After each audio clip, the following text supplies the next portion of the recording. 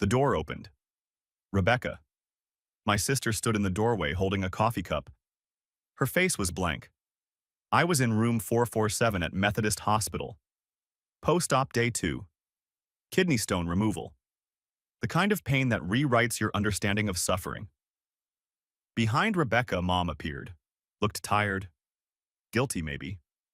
Marcus, Mom said. We came. I'd texted them Thursday, told them about the emergency surgery.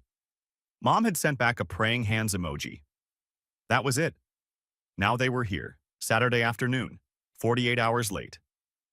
Rebecca walked to my bedside, set the coffee cup on the tray table, didn't ask if I wanted any. How are you feeling? She asked.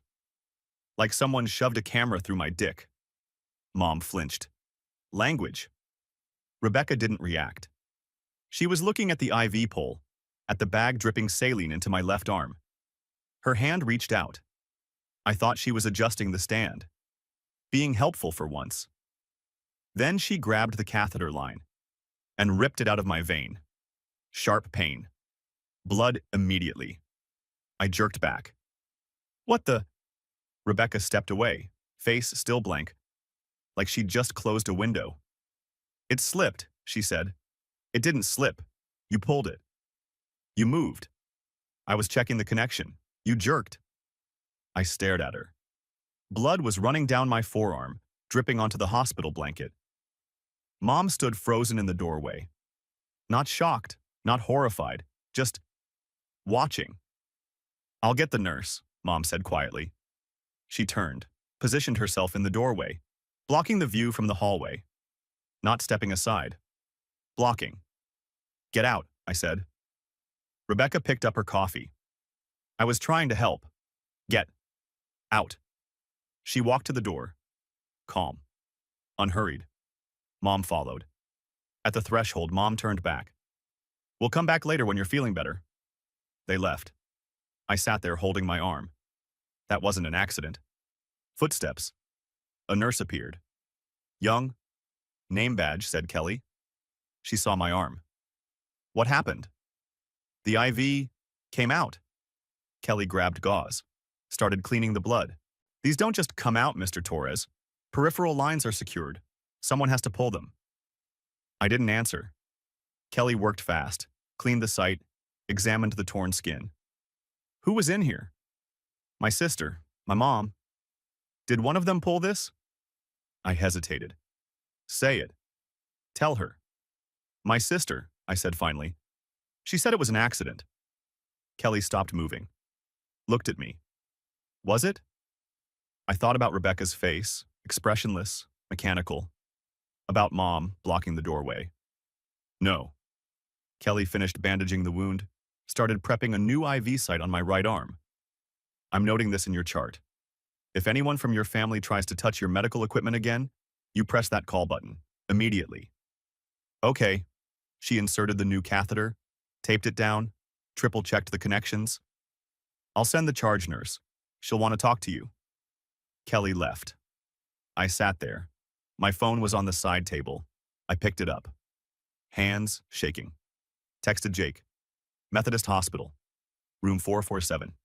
Can you come? 3 dots appeared. Jake. OMW. 20 min. I set the phone down, looked at the bandage on my left arm. The new IV in my right. My sister just attacked me. In a hospital. While I was recovering from surgery. And Mom watched. A different nurse appeared 15 minutes later. Older. Confident. Name badge. Linda Chen, RN, charge nurse. She pulled up a chair, sat down like we had all day. Kelly told me what happened. I want to hear it from you. My sister pulled out my IV, said it was an accident. Do you believe that? No. Linda nodded. Pulled out a tablet, started typing. Has anything like this happened before? During previous hospital stays? My stomach dropped. Yeah, maybe. Maybe, I thought back. 2020. Appendicitis. Emergency surgery. Rebecca visited while I was on morphine. I woke up foggy. Wrong. The nurse said someone had adjusted my drip. 2019. Kidney donation. Post-op. Rebecca hugged me hard. My incision started bleeding. She said she forgot I just had surgery. Twice, I said quietly. 2019 and 2020. Different things, but yeah.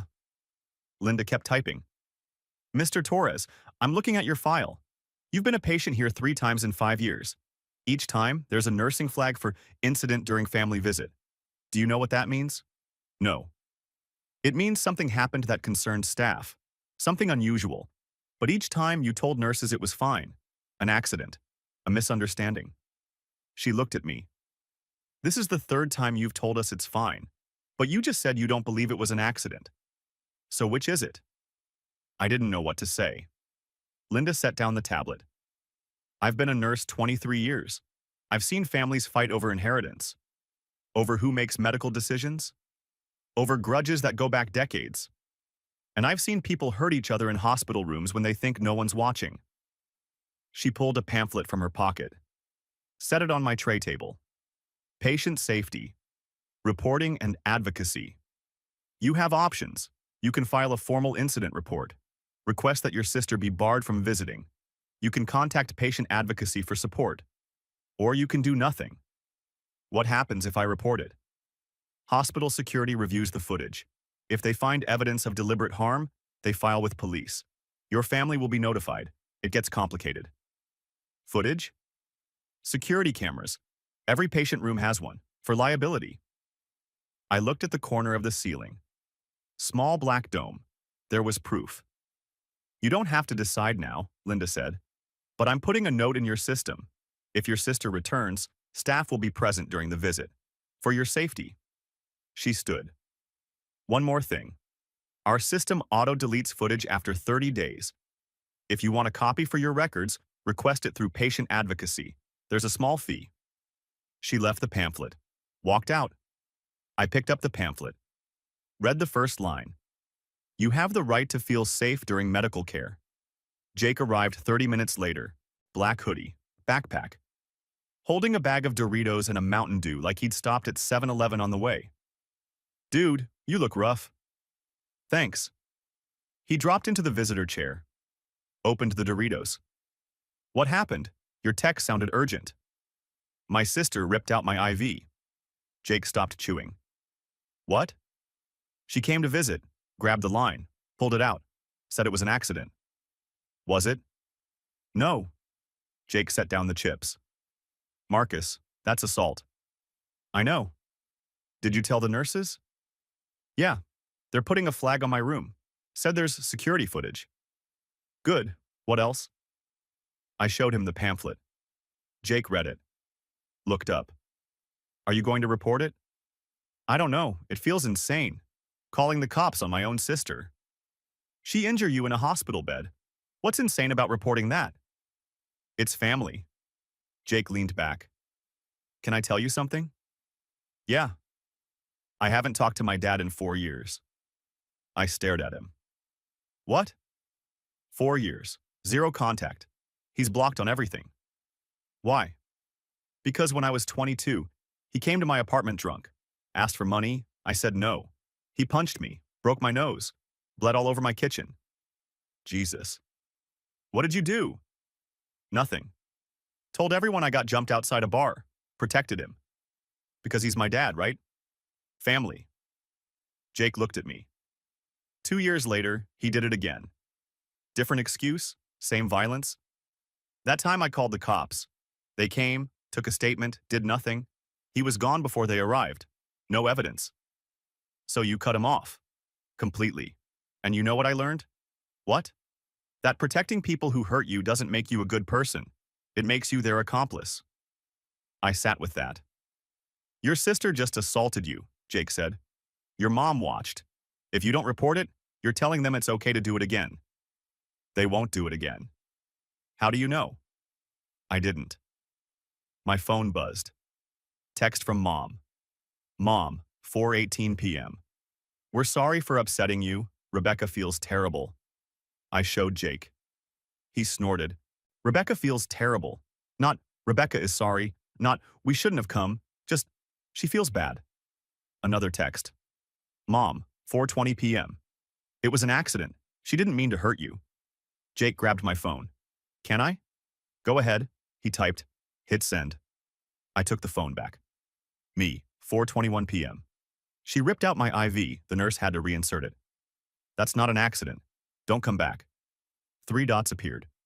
Disappeared. Appeared again. Mom, 4:24 p.m. You're being dramatic. Jake pointed at the screen. That right there? That's gaslighting. I know. Do you? Because you're still questioning whether to report her. I set the phone down. Face down. How long has this been going on? Jake asked. Whatever this is with your family. I don't know. Always? And you've never pushed back? Not really. Why? I thought about it. Because they're family. Because I thought if I was just easier to deal with, they'd eventually see me. Actually, see me. And did they? I looked at my bandaged arm. No. Jake opened his Mountain Dew, took a long drink. So maybe it's time to stop being easy. Linda came back at 6 p.m. Mr. Torres, I did some checking. Your file shows 3 prior incidents. 2019, post-kidney donation, incision bleeding after family visit, 2020, appendicitis recovery, morphine drip tampered with. 2024, today. IV removal. 3 times, not 2. 3. There's something else, Linda said. In 2021, a patient named Linda Marshall, different Linda, filed a complaint about ventilator tampering during end-of-life care. Hospital security reviewed footage. Showed a visitor adjusting settings during family visit hours. Patient survived. Family declined to press charges to avoid conflict. Why are you telling me this? Because the visitor flagged that day? Rebecca Torres. Your sister. My blood went cold. She tampered with someone's ventilator? We can't prove it was deliberate. Footage was unclear. But the flag is there, in our system. Linda sat down. Marcus, I shouldn't be telling you this, but I've watched people ignore patterns until someone gets seriously hurt. Your sister has been flagged 4 times in 5 years across 2 hospitals. 4 incidents where someone ended up injured during her visits. Who was Linda Marshall? Her ex-husband's mother. Jesus Christ. What do you want me to do? I asked. I want you to protect yourself. Get the footage. File the report. Make sure this pattern stops before someone doesn't survive. She stood. Footage request forms are at the Patient Advocacy Office. 2nd floor. $25 processing fee. They'll give you a USB drive. She left. I sat there. 4 incidents. 4 times Rebecca had hurt someone in a hospital, and everyone just let her. I picked up my phone, opened photos, scrolled back to November 2019. There. Me in a hospital bed. Pale, exhausted. Post-kidney donation. Rebecca next to me, smiling. Healthy. The caption she'd posted to Facebook. So grateful for my amazing brother. He literally saved my life. Siak kidney donor, Dr. family. Blessed I'd given her a kidney. And today, she ripped out my IV. I screenshot the photo. Saved it to a new album titled Evidence. Then I texted Jake. Me. I'm going to report her. Jake. Good. Want me to stay? Me. No. Go home. I'll call you tomorrow. Jake. Proud of you, man. I set the phone down. Looked at the pamphlet. At the camera in the corner. At my bandaged arm. Tomorrow, I'd go to patient advocacy. I'd get the footage. And I'd file the report. Because Jake was right. Protecting people who hurt you doesn't make you loyal. It makes you their next victim. And I was done being a victim. I got discharged Sunday morning. The nurse who processed my paperwork wasn't Linda. Wasn't Kelly. Just some weekend staff who handed me prescriptions and discharge instructions and said, feel better. I signed the forms, walked out, drove home. My apartment was exactly how I'd left it 3 days ago. Dirty dishes in the sink, laundry piled on the couch, mail scattered on the counter. I set down my hospital bag, sat on the couch, stared at the wall. My phone was on silent. Had been since yesterday. I turned it over. 17 missed calls. Mom, 11, Rebecca, 4, unknown numbers, 2. 6 voicemails. I didn't listen to them. Instead, I opened my banking app, transferred $25 to my checking account. Tomorrow, I'd go to the hospital, get the footage, start the process. Tonight, I just needed to exist. Monday, I went to work. HVAC service calls don't stop because you're having a family crisis. First job, broken furnace in a duplex. Elderly couple, heat out for 2 days. I replaced the igniter, tested the system, charged them half price because they reminded me of my grandparents. Second job, restaurant walk-in freezer, compressor shot. That one took 3 hours. I worked until 6 p.m., drove home, ate microwaved leftovers, went to bed at 8, woke up at 3 a.m. thinking about Rebecca's blank face, the way she'd pulled the line. No hesitation, no emotion, like disconnecting a lamp.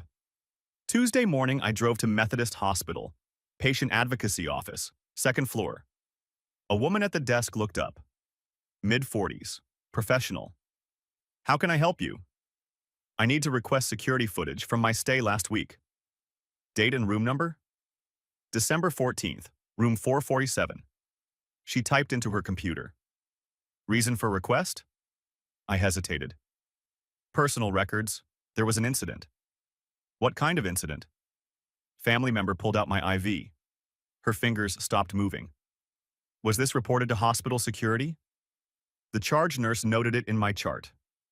One moment. She picked up a phone, dialed an extension. Security. I have a patient requesting footage review for a flagged incident. Room 447, December 14th. Yes, I'll hold. She waited. I stood there feeling like I was crossing a line I couldn't uncross. Okay, I'll let him know. She hung up. Security is pulling the footage now. Processing fee is $25. You'll receive a USB drive with the relevant timestamps. Should be ready by end of business today. I paid cash. We'll call when it's ready for pickup. I left, sat in my truck in the parking lot. It was real now. I just requested video evidence of my sister assaulting me. I couldn't go home. Couldn't sit in my apartment waiting for the phone to ring. I drove instead. Ended up at the county animal shelter. 15 minutes outside the city. I'd volunteered here in college. Hadn't been back in over a year. The building looked the same. Cinder block, chain link kennels. The sound of dogs barking before I even opened the door. Inside, Rita was at the front desk. She looked up, smiled. Marcus Torres, what the heck have you been? Working, living, the usual. You look terrible. Thanks, Rita. I'm serious. You okay? I wasn't, but I said, can I walk dogs? Always. She handed me a clipboard. Leash. Walked me back to the kennels. Rocky's been here a month. Husky mix. Owner surrendered him when they moved. High energy. Pulls like a freight train. You up for it? Yeah. Rocky was beautiful. Gray and white. Blue eyes. Currently losing his mind because someone was near his kennel. I opened the gate. He lunged. I caught the leash. Barely. We made it outside. Rocky pulled toward the trail. I held on. We found a rhythm. For 20 minutes, I didn't think about Rebecca, about hospitals, about footage waiting for me, just a dog who wanted to run. We were halfway around the loop when I saw her. A woman, maybe 30, sitting on a bench near the creek, crying. I slowed down. Rocky sniffed the air. You okay? I called out. She looked up, wiped her face. Yeah, sorry, I'm fine. You don't look fine. She laughed. Hollow. My husband just told me he's leaving. Took the dog, our dog. Said he's keeping her because I work too much. Rocky pulled toward her. Sat at her feet. Put his head on her knee. She stared at him. Then broke. Just completely broke. I stood there awkwardly while she cried into Rocky's fur. He's not mine, I said. I'm just walking him. But he's good at this. She nodded. Kept crying. After a minute, she looked up. Thank you. I needed this. Anytime. We walked back. She didn't say anything else. Just scratched Rocky's ears and walked to her car. I took Rocky inside. Rita was waiting. Saw you talking to someone. She was having a bad day. Rocky helped. Rita smiled. Dogs are better at showing up than people. I thought about that. Yeah, they are. My phone rang at 4 p.m. Hospital. Mr. Torres, your footage is ready for pickup. I drove back. The advocacy office was closing in 30 minutes. The same woman handed me a sealed envelope. USB drive inside. Footage is time-stamped. December 14th, 2:47 p.m. to 3:15 p.m. If you need additional copies, let us know. Thanks. I walked to my truck. Sat there holding the envelope. Inside was proof. Or nothing. I didn't know which terrified me more. I went home. Plugged the USB into my laptop. One file, MP4, 28 minutes. I clicked play. The video loaded. Hospital room. Wide angle. Me in bed. Asleep. 2:51 p.m. Door opens. Rebecca enters. Alone. She stands at the foot of my bed, watching me sleep. For 30 seconds, she just watches. Then walks to the window. Looks out. 2:52 p.m. Mom enters. They don't speak. Rebecca walks to the IV pole. I wake up. Sit up slightly. Audio is muffled. But I see my mouth move. Rebecca responds. Then her hand reaches out. Grabs the catheter line. Pulls. I jerk back. Blood visible even on low-quality footage. Mom steps into the doorway. Not panicked. Not rushing to help. She positions herself, blocking the hallway view. 2:54 p.m. A nurse appears. Kelly, Rebecca, and Mom leave. Video continues. Kelly reinserts the IV, leaves. I sit alone. 3:15 p.m. Video ends. I watched it 3 more times. Each time the same thing stood out. Mom didn't freeze. She moved deliberately. Blocked the doorway. Helped. I called Jake. I got the footage. And? It's all there. Rebecca pulling the IV, Mom blocking the door, everything. Good. What now? I don't know. Police? Yeah, file a report. Give them the footage. What if they don't care? It's family. It's an IV line, not like she stabbed me. Marcus, she trying to destroy you in a hospital. There's video evidence. File the report. Okay? You want me to come with you? No, I need to do this myself. Call me after. I hung up, opened Google, searched. How to file police report assault. Results loaded. Articles about domestic violence, family disputes, legal definitions. I clicked on one. Read the first paragraph. Assault in the 3rd degree. Intentionally causing physical injury to another person. Penalties include up to 1 year in jail and fines up to $2,500. 1 year in jail. For my sister. I closed the laptop, stared at the ceiling. Was I really doing this? I didn't sleep that night. Instead, I opened Facebook. Searched for Rebecca. Her profile was private. But Mom's wasn't. I scrolled through Mom's posts. Found one from June 2020. A photo of Rebecca in a hospital waiting room, looking stressed. Caption: praying for Linda's recovery. So grateful the doctors caught it in time. Rebecca has been such a support during this difficult time. Family, sock prayers. I clicked on the comments. Aunt Carol. Rebecca is such a caring person. Linda is lucky to have her. Uncle Ron. Sending love. Random church friend. What happened to Linda? Mom's reply, medical emergency. We're just grateful she's stable. Linda Marshall. The woman the nurse mentioned. Rebecca's ex-husband's mother. I searched for Linda Marshall. Found her profile. Public. Scrolled to June 2020. Found a post from her son. David. David Marshall. Rebecca's ex-husband. June 14th, 2020. Mom's in the hospital. Ventilator malfunction during routine check. Doctors say she's lucky to be alive. Investigating what went wrong. I screenshot it. Kept scrolling. June 20th, 2020. Update. Hospital confirmed someone tampered with Mom's ventilator settings during family visit hours. Security footage unclear. No charges filed. Family asked us to drop it to avoid conflict. We're just grateful Mom survived. I read it twice. Someone tampered with the ventilator during family visit hours. Rebecca had been there. Mom's Facebook confirmed it. I searched for more. Found another post. David's page. July 2020. Divorce finalized. Ready to move forward. Rebecca and David divorced 1 month after Linda's incident. I opened a new document, started typing. Timeline. November 2019. I donate kidney to Rebecca. Post-op. Rebecca, accidentally, hugs too hard, incision bleeds. June 2020. I'm hospitalized. Appendicitis. Morphine drip tampered with. June 2020. Linda Marshall, Rebecca's ex-Emil, ventilator tampered. July 2020. Rebecca divorces David. December 2024. Rebecca rips out my IV4 incidents. 5 years. A pattern. Wednesday morning, I drove to the police station. The building was gray, institutional, smelled like coffee and bureaucracy. I walked to the front desk.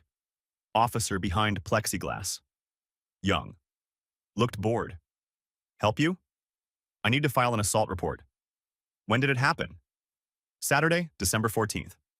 Who assaulted you? My sister. He stopped typing. Looked at me. Your sister. Yes. Okay, domestic incident. You'll need to fill out these forms. Then an officer will take your statement.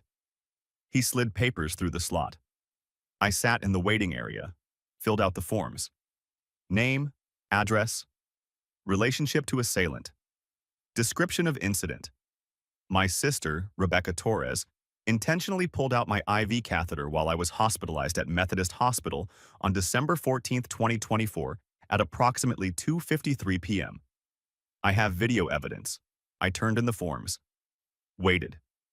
40 minutes later, an officer called my name. Young guy. Couldn't be older than 25. We sat in a small interview room. He read my statement. So your sister pulled out your IV? Yes. And you have video? I handed him the USB drive. Hospital security footage. He plugged it into a computer. Watched. 30 seconds.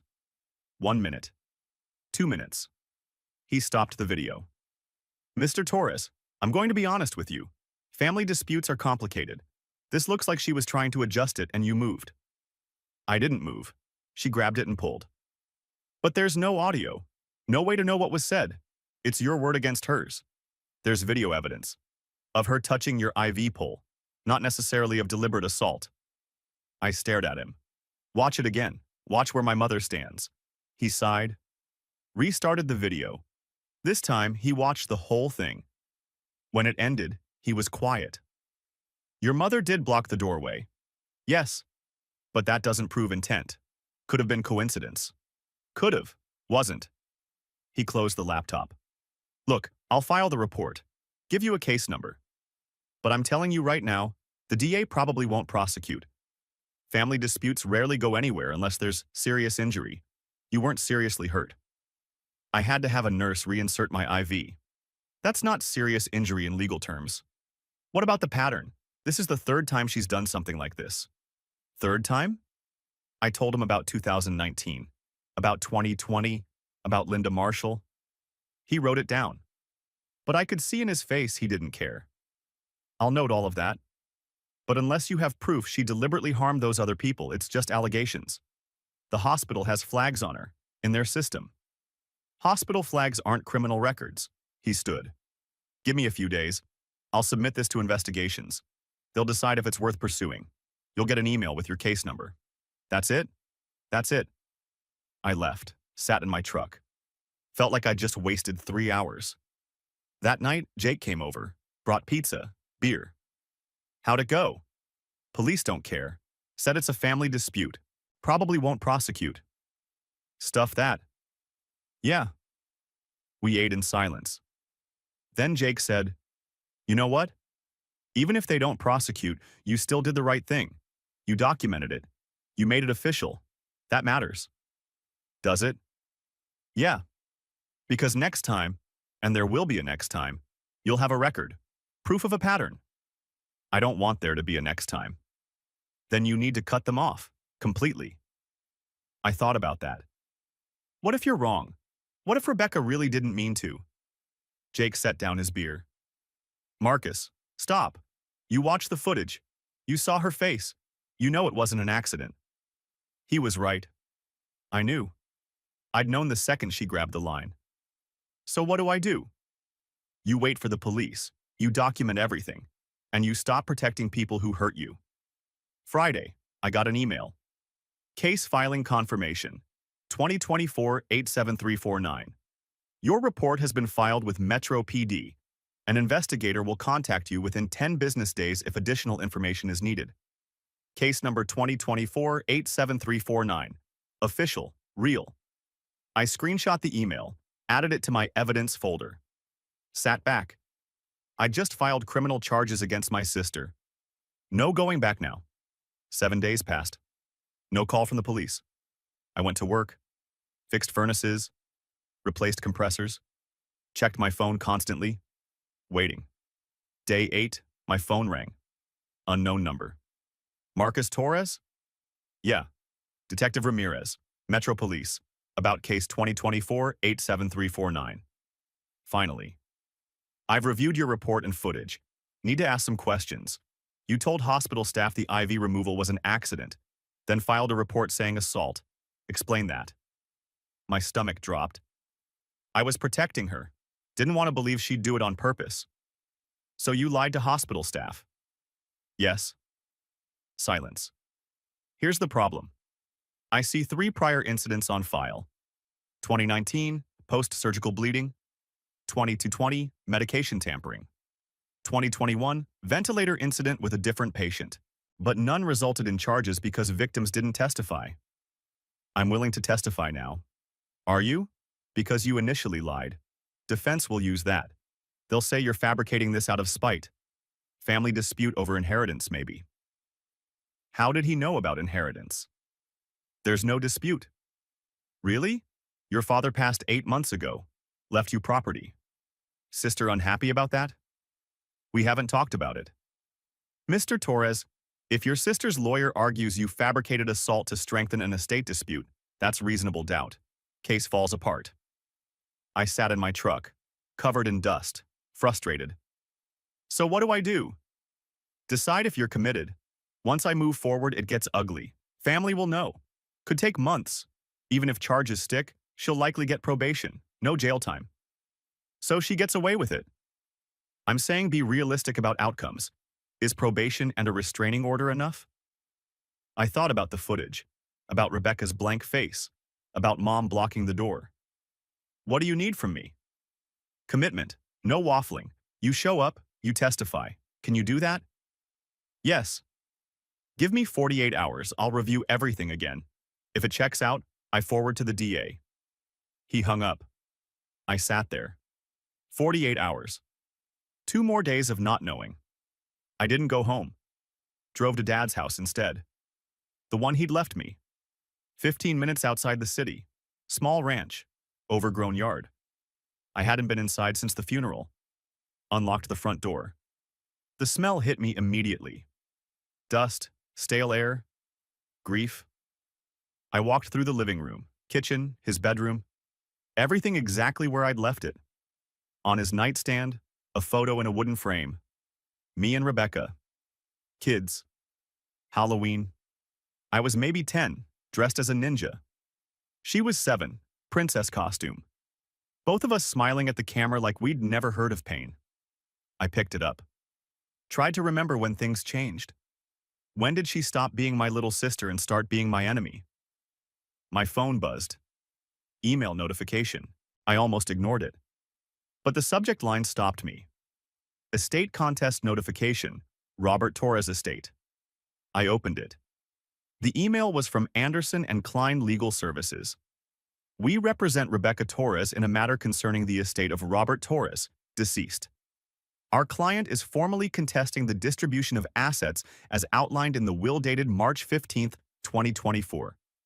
I kept reading. Grounds for contest. Undue influence during period of diminished capacity. Claimant asserts that Marcus Torres manipulated the decedent during hospice care to alter estate distribution in his favor. A hearing has been scheduled for February 12, 2025 in probate court. I scrolled to the filing date. November 18th, 2024. 3 weeks before she came to my hospital room. 3 weeks before she ripped out my IV. She'd already hired a lawyer. Already filed legal paperwork claiming I manipulated Dad while he was dying. And then she showed up at my hospital bed. Why? I read the email again. Thought about the timing.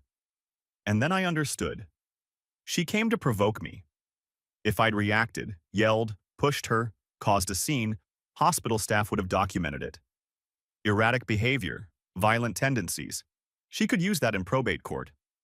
Look, Your Honor, my brother is unstable, aggressive. This is the man who supposedly cared for our father. Clearly he manipulated him. But I didn't give her what she wanted. I stayed calm. Reported her after she left. And now she had a different problem. A criminal investigation. I walked to Dad's bedroom closet. Opened it. Inside were boxes. Clothes I needed to donate. Shoes he'd never wear again. At the bottom, a cardboard file box labeled personal files in Dad's handwriting. I pulled it out. Opened it. Medical records. Hospice paperwork. Legal documents. And underneath everything, a spiral notebook. I opened it. Dad's handwriting filled the pages. Journal entries. Starting in 2019, June 2019. Marcus donated his kidney to Rebecca today. Surgery went well. He's in recovery now. Rebecca seems grateful. Susan is relieved. I'm proud of Marcus. He didn't hesitate when Rebecca needed help. I flipped ahead. June 2019. 1 week later. Marcus's incision started bleeding yesterday. He said Rebecca visited and hugged him too hard. Forgot he'd just had surgery. But when I asked him about it, he looked scared. Like he didn't want to tell me something. I don't know what happened in that room. But something feels wrong. My hands started shaking. March 2020. Susan is pressuring me to divide everything equally between the kids. Leave the house to both of them. But I'm worried about Rebecca. She's been different since the divorce. Angry all the time. Entitled. Marcus doesn't ask for anything. Just shows up when I need him. Helps without being asked. I think I need to protect him from her. June 2020. Marcus is in the hospital again. Appendicitis, emergency surgery. Rebecca visited yesterday. The nurses called me afterward. Said someone had adjusted Marcus's medication without authorization. They had to escort Rebecca out. Susan says I'm overreacting, that Rebecca was just trying to help. But I saw Marcus after. He looked terrified. April 2021. Linda Marshall nearly passed away last week. David called me. Said someone tampered with her ventilator during family visit hours. Hospital reviewed security footage. Rebecca and Susan were both there that day. David's family decided not to press charges. They wanted to avoid conflict, keep it private. But I know it was Rebecca. And I know Susan helped her cover it up. I could barely breathe. March 2024. I'm changing my will. Leaving the house to Marcus only. Susan will be furious when she finds out. Rebecca will contest it. But I can't risk leaving them anything together. I'm terrified of what Rebecca will do to Marcus if she thinks he's standing between her and what she wants. Ron knows everything. I've been sending him copies of all of this. If something happens to me, he'll make sure Marcus knows the truth. He'll make sure Marcus is protected. I closed the notebook. Set it on the bed. Dad knew. For 5 years, he'd known what Rebecca was. He documented everything, every incident, every red flag, every time Mom had covered for her. And he'd changed his will not to punish Rebecca, but to protect me, to make sure I had something she couldn't take, couldn't destroy. My phone rang. Jake. Hey. Where are you? I've been texting. Sorry, I'm at Dad's house. You okay? I found Dad's journal. He knew about Rebecca, about everything. He was documenting it for years. Silence. Then, Jesus. He left me the house to protect me, Jake. Not because I was the better son, because he was afraid of what she'd do if we shared it. He was right to be afraid. I looked around the empty bedroom. Rebecca's contesting the will. Filed 3 weeks before she came to the hospital. Claims I manipulated Dad while he was dying. That's insane. It's going to cost me $10,000 to fight it. Money I don't have. So what are you going to do? I don't know. Maybe nothing. Maybe I just let the criminal charges speak for themselves. Her lawyer will tell her to drop the probate case once she's facing assault charges. And if she doesn't drop it, then I show them this journal. Show them the hospital records. Show them she's the one with a pattern of hurting people, not me. Jake was quiet for a moment. You want me to come over? No, I'm going to stay here for a bit. Go through more of Dad's stuff. Call me if you need anything. I will. I hung up, sat on Dad's bed, looked at the journal, at the photo of me and Rebecca as kids, at the house he'd left me to keep me safe. And I made a decision. I wasn't giving up the house. I wasn't backing down from the criminal charges. I wasn't protecting Rebecca anymore. Dad had spent 5 years trying to shield me from her. The least I could do was finish what he started. 3 days later, Detective Ramirez called. We're filing charges. Assault in the 3rd degree. Your sister will be notified by certified mail within 48 hours. You'll receive a court summons in 4 to 6 weeks. What about my mother? She's not being charged, but she's listed as a material witness. She'll be subpoenaed to testify. She'll lie. Maybe. But we have the security footage. Hard to lie about what's on video. When will Rebecca find out? Letter should arrive Monday. Monday. 3 days from now. There's one more thing, Ramirez said. The DA's office wants to offer a plea deal. Reduced charge in exchange for probation, anger management, and a restraining order. No jail time. Are you okay with that? Do I have a choice? You can push for a trial. But trials are unpredictable. Juries are unpredictable. A plea deal guarantees she faces consequences. What do you recommend? Take the plea. Get the restraining order. Move on with your life. Okay. I'll let the DA know. You'll hear from the prosecutor's office within 2 weeks to discuss details. Thank you. You did the right thing, Marcus. I know it doesn't feel like it right now. But you did. He hung up. I sat in my apartment, stared at the wall. It was done. Criminal charges filed. Restraining order coming. Rebecca would know by Monday that I wasn't backing down. And then everything would explode. The explosion came Sunday night. I was making dinner when my phone started buzzing. Mom. I let it ring. Voicemail notification appeared. Then a text.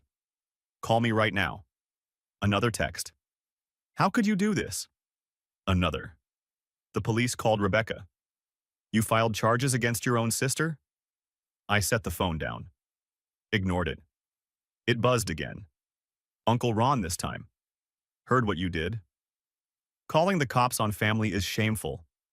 You should be ashamed of yourself. I blocked his number. Then Mom's. My phone rang again immediately. Rebecca. I let it go to voicemail. Didn't listen. Just blocked her number too. 30 seconds later, another call. Different number. I answered. Marcus Torres? Yes? This is Sarah Chen. I'm the prosecutor assigned to your case. Do you have a minute? Yeah. Your sister was notified today. Her attorney has already reached out about negotiating a plea. I'd like to meet with you this week to go over everything. Are you available Thursday afternoon, 2 o'clock? I can make that work. Good. Bring any documentation you have. Medical records, hospital incident reports, anything that demonstrates a pattern of behavior. I have my father's journal. He documented incidents going back 5 years. Silence. That's extremely helpful. Definitely bring that. Okay. I'll see you Thursday. My office is downtown. I'll send you the address. Thank you. She hung up. I looked at my phone. 3 blocked numbers. 1 upcoming meeting. 1 journal full of proof. And somewhere across town, Rebecca was realizing that this time, I wasn't going to protect her. This time, there would be consequences. Finally. The call came on a Tuesday morning. Unknown number. Marcus Torres? Yeah. This is Ron Torres, your uncle. We need to talk. I was wrong. Can I come see you? I have something you need to see. Uncle Ron showed up holding a manila folder. He looked older, grayer. Can I come in? You here to tell me I'm destroying the family? No, I'm here to tell you I was wrong. I stepped aside. He sat on my couch. The prosecutor called asking about Rebecca's history. I started digging through old emails, found these. Your dad sent them starting in 2019. I'd forgotten they existed. He handed me the first email. From Robert Torres to Ron Torres. Date, June 14th, 2020. Ron. Marcus was in ICU after his appendix ruptured. Rebecca visited. Nurses said she was adjusting his medications without authorization. They escorted her out. Susan says I'm overreacting, but I saw Marcus afterward. He looked scared. I don't know what to do. I read it twice. There's more, Uncle Ron said. From Robert Torres to Ron Torres. Date, April 22nd, 2021. Ron, Rebecca did it again. To Linda Marshall, David's mother. Hospital security caught her tampering with ventilator settings. Linda survived.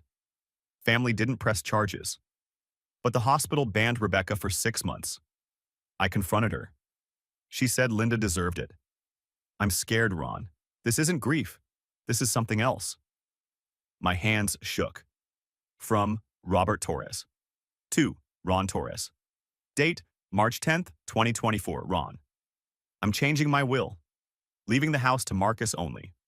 Rebecca will contest it. I know she will. But I can't risk leaving them property together. Rebecca sees Marcus as an obstacle. If I leave them anything together, she'll hurt him to get what she wants. If anything happens to me, make sure Marcus knows why I did this. He's the only one who showed up when it mattered. I had to sit down. Your dad didn't leave you the house because you were his favorite, Uncle Ron said. He left it to you because he was terrified Rebecca would destroy you to get it. Why didn't you show me these before? Because when your mom called after you filed charges, she was crying. Said you'd turned on Rebecca over money. I believed her. I'd forgotten these emails existed. He looked at me. I failed you. I'm sorry. The prosecutor has copies now, Uncle Ron said. She said they strengthen your case significantly. He stood. I'll testify if they need me. Your dad asked me to protect you. I didn't. I'm fixing that now. He left. 2 weeks later, I met with Sarah Chen. Her office was downtown, small, cluttered. Rebecca's attorney proposed a plea deal. She'll plead guilty to reckless endangerment, 18 months probation, 200 hours community service, anger management, 2-year restraining order. No jail? No jail. And I need to be honest. The judge assigned doesn't like family cases. If we go to trial, she might dismiss it entirely. The plea guarantees consequences. What do you recommend? Take the plea. You get protection. She gets consequences. I thought about Dad's journal, about the emails. If I take the plea, does it affect the probate case? Sarah smiled slightly. Having an assault conviction makes it nearly impossible to contest a will. Demonstrates harmful behavior toward the beneficiary. Her attorney would be smart to advise dropping it. Then I'll take the plea. Court date is January 14th, 9 a.m. Be prepared for your family to be there. January 14th. I stood outside courtroom 5B at 8:45. Thrift store suit. Didn't fit right. Jake beside me. Sarah arrived at 8:50. Rebecca's taking the plea. Should be quick. At 8:55 they arrived. Mom in black, Rebecca in gray. Rebecca wouldn't look at me. Uncle Ron appeared behind me. I'm here if you need me. At 9, we filed in.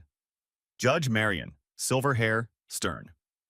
Case number 2024-87349. State versus Rebecca Torres. Rebecca's lawyer outlined the plea. Judge Marion looked at Sarah. Ms. Chen, given the documented pattern spanning 5 years, the state requests 24 months probation and a 5-year restraining order. Rebecca's lawyer objected. Judge Marion held up her hand. Ms. Torres, accept the modified terms or we proceed to trial. Rebecca looked at her lawyer. I accept, Your Honor.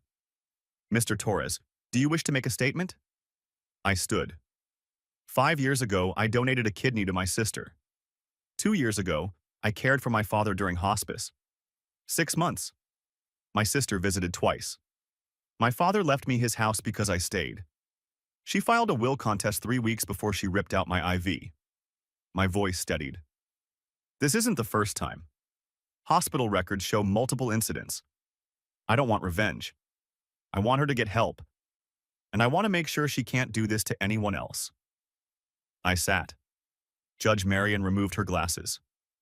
Ms. Torres, stand. I've reviewed the evidence, the footage, the incident reports, the documentation from your father. This pattern cannot continue.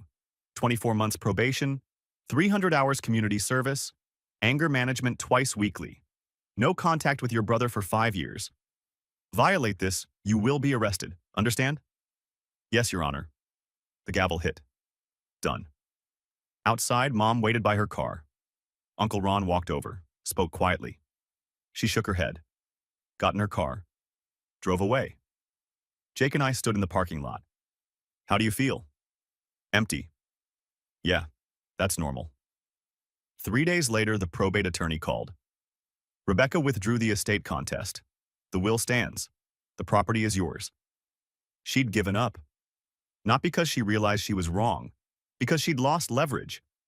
4 weeks later, I sold Dad's house. Too many ghosts. The check was enough to pay debts. Down payment on a small place. Fresh start. 2 months after court, Mom texted. I've been thinking about what you said. I talked to Ron. He showed me the emails from your dad. I didn't know he was that worried. I thought he was overreacting. I was wrong. I'm not good at saying that, but I was wrong about a lot of things. I don't expect you to forgive me, but I wanted you to know I'm trying to understand.